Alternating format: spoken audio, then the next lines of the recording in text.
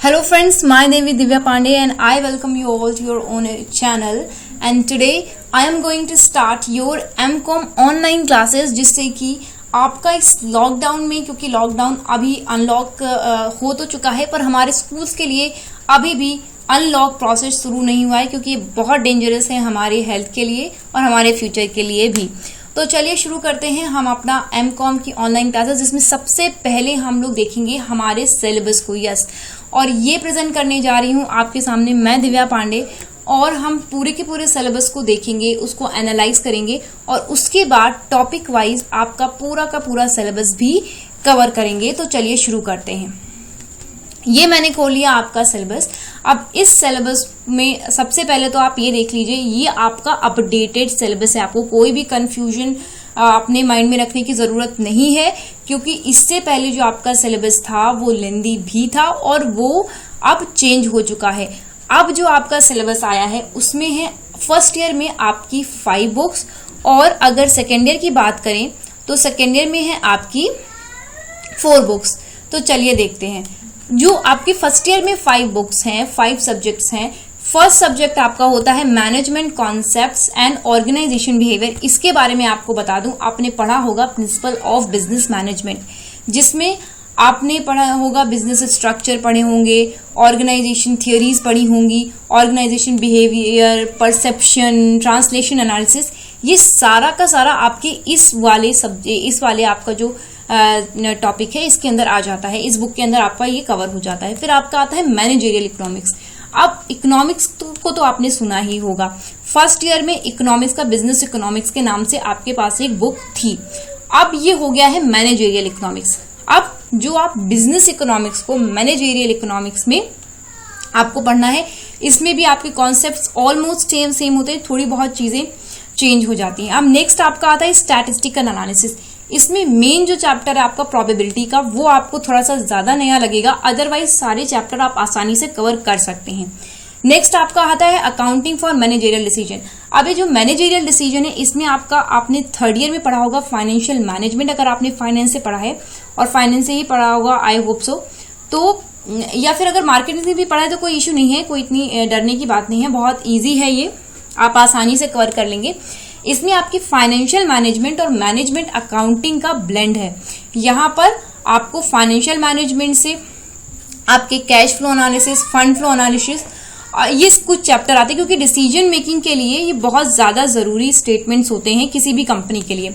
Next और last आपका आता है स्ट्रैटेजिक मैनेजमेंट। ये पूरा थ्योरी बेस्ड है, इसमें आपको बिल्कुल टेंशन लेने की जरूरत नहीं है। एज ऑफ नाउ तो आपको किसी भी आपके टॉपिक में टेंशन लेने की जरूरत नहीं है। मैं आपको एक टॉपिक अच्छे से कवर करा दूंगी। चलिए आगे बढ़ते हैं आपके M.Com फाइनल के लिए। जो M.Com फाइनल के बच्चे हैं उनकी अगर बात करें तो उनके पास होती हैं सिर्फ और सिर्फ 4 बुक्स होती हैं आपके पास। अब इन 4 बुक्स में पहले 2 आपके होते हैं कंपलसरी, आगे के आपके 2 होते हैं ऑप्शन। आप जो भी चूज करते हैं उसके अकॉर्डिंग आपके होते हैं। अब अगर आप पहली वाली बात करें तो पहले 2 आपका होते हैं corporate tax planning and management, और दूसरा आपका कंपलसरी सब्जेक्ट है ऑपरेशंस रिसर्च। ऑपरेशंस रिसर्च आपको सुनने में नया लग रहा होगा, हाँ जी ये नया है, पर ये भी बहुत इजी है, बहुत ही अप्लाइड और बहुत ही इजी क्वेश्चंस आपको मिल जाते हैं। तो आपके पूरे फॉर्मूला बेस्ड होते हैं, आपका आसानी से कवर हो जाएगा। नेक्स्ट अगर आप फाइनेंस ग्रुप लेते हैं तो फाइनेंस ग्रुप में आपको मिलता है फाइनेंशियल इंस्टीट्यूशंस एंड मार्केट। ये भी आपने थर्ड ईयर में कवर कर रखा है। बुक का नाम तो मुझे याद नहीं आ रहा है। ओके, हाँ, ये आपके फाइनेंशियल मार्केट्स इंस्टीट्यूशन करके एक बुक है, वो आपका उसमें आपका कवर है। हाँ, ये तो आपका थर्ड ईयर में कवर है, मुझे बुक का नाम नहीं याद आ रहा, आप एक बार देख लेना, मुझे पता है आपको मिल जाएगी आसानी से। ओके, ये आपके लिए मान के चलिए मुझे याद नहीं आ रहा तो आप देख लेना और आपके लिए होमवर्क है। ओके, नेक्स्ट आपका आता है security analysis and portfolio management. अब ये भी आपका नया है थोड़ा बहुत, पर ये भी पूरा का पूरा आपका थ्योरी बेस्ड ही है, तो ये भी आपका आसानी से हो जाएगा। चलिए नेक्स्ट अगर आपने मार्केटिंग ग्रुप लेकर रखा है तो मार्केटिंग ग्रुप में आपकी आती है एडवर्टाइजिंग एंड सेल्स मैनेजमेंट और मार्केटिंग रिसर्च। अभी मार्केटिंग के लिए तो मेरे पास भी मैं नहीं आपको पढ़ा पाऊंगी, बट वेरी सून मेरी फ्रेंड है वो अवेलेबल हो जाएंगी, तो मार्केटिंग का भी आपका पोर्शन आसानी से कवर हो जाएगा। चलिए, तो ये रहा आपके सब्जेक्ट।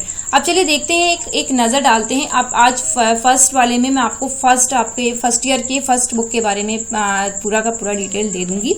उसके बाद पार्ट में टॉपिक आपके जितने भी वीडियो हैं आएंगे, और उसमें आपको हर एक सब्जेक्ट के जितने अंदर आपके चैप्टर्स हैं, उनके अंदर टॉपिक्स हैं, उनका छोटा छोटा आपको समझ में आ जाएगा, जैसे कि आपको एक मतलब ब्रॉड ओवरव्यू मिल जाए, आपको बुक नई ना लगे।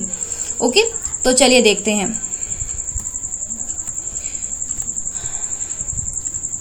हाँ जी, तो ये आपका आ जाता है management concept and organisation behaviour.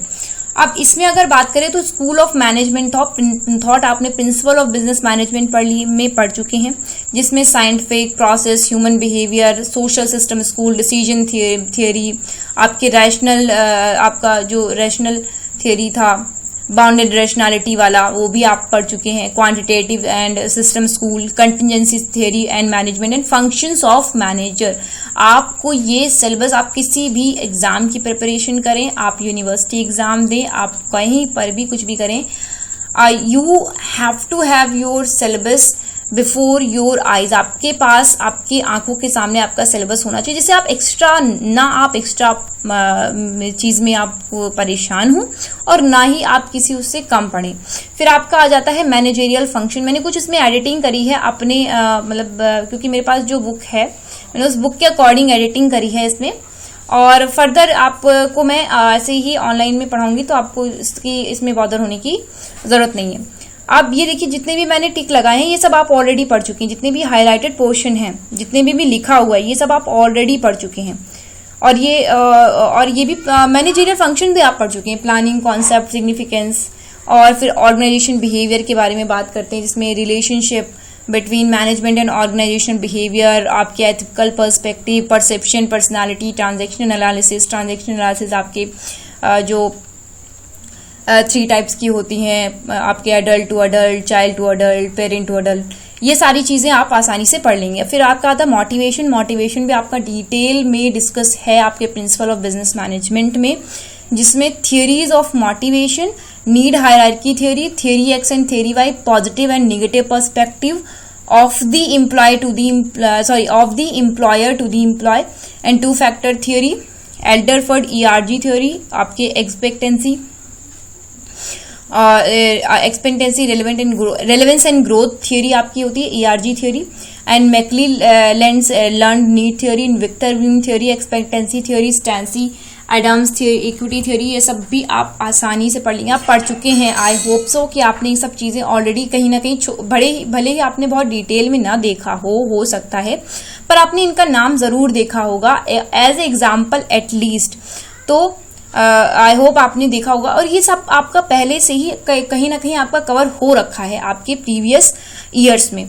फिर आपका आता है group dynamics and team development. तो ये आपने नहीं पढ़ा होगा, ये तो इसलिए मैंने इसका अदर में लगा दिया है, तो ये आपने नहीं पढ़ा होगा। इसमें ग्रुप डायनेमिक्स डेफिनेशन और एंड इम्पॉर्टेंस, आपके ग्रुप कितने तरह के होते हैं, उनका फॉर्मेशन, उनका डेवलपमेंट क्यों ज़रूरी है, उनके कंपोजिशन में क्या क्या हो सकता है, और परफॉर्मेंस फैक्टर, यही सब चीज़ें बहुत अच्छे से आपके प्रिंसिपल सेंटर्ड अप्रोच की, आपके ग्रुप के आखिरकार फायदे के, ग्रुप की ज़रूरत एक्चुअली क्या होती है।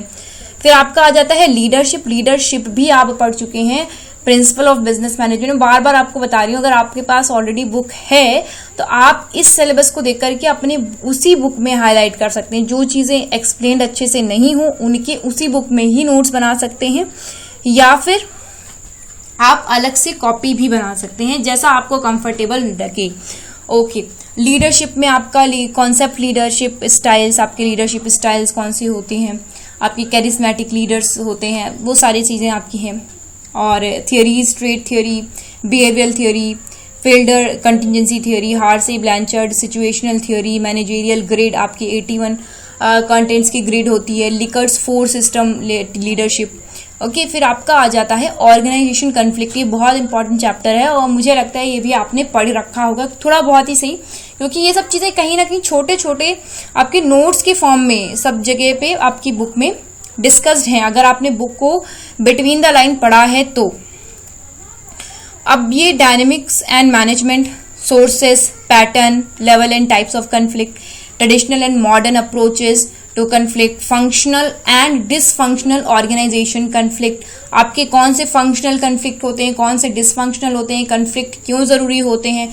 अभी मॉडर्न जो आपका व्यू है उसमें मानते हैं कि कन्फ्लिक्ट भी बहुत इंपॉर्टेंट होते हैं। ट्रेडिशनल व्यू में कन्फ्लिक्ट को हमेशा नेगेटिव ही माना जाता है, और मॉडर्न में आपकी कहते हैं ग्रोथ के लिए, आपके डेवलपमेंट के लिए, आपके जो रिसर्च एंड डेवलपमेंट होता है, इनके लिए आपके कन्फ्लिक्ट इंपॉर्टेंट होते हैं। इसे भी हम डिटेल में पढ़ेंगे।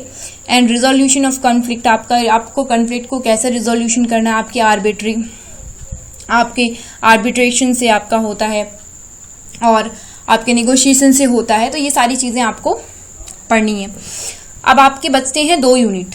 फर्स्ट यूनिट में आपका आता है interpersonal and organizational communication. Communication की आपकी फर्स्ट ईयर में एक अलग से बुक थी, तो ये भी आई होप आपने पढ़ चुके होंगे, क्योंकि ये ऐसे तो हमें प्रिंसिपल ऑफ बिजनेस मैनेजमेंट की बुक में नहीं मिलता, इसलिए मैंने इसमें अदर का लगा दिया था। और फिर मुझे याद आया कि ये मैंने फर्स्ट ईयर में हम लोगों ने पढ़ चुके हैं। अब आते हैं ऑर्गेनाइजेशनल डेवलपमेंट में। ये है आपका कॉन्सेप्ट नीड फॉर चेंज।